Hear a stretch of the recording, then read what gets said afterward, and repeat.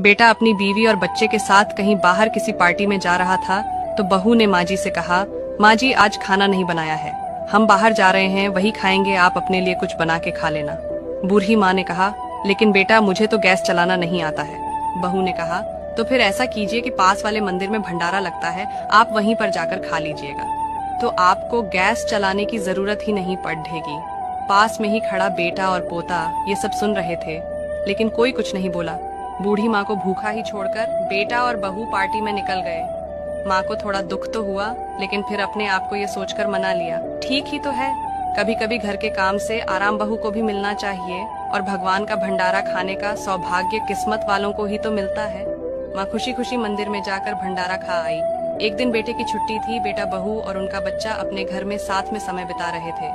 माँ बाप छोटे बच्चे से पूछ रहे थे कि बेटा बड़ा होकर क्या बनना चाहते हो और क्या करना चाहते हो।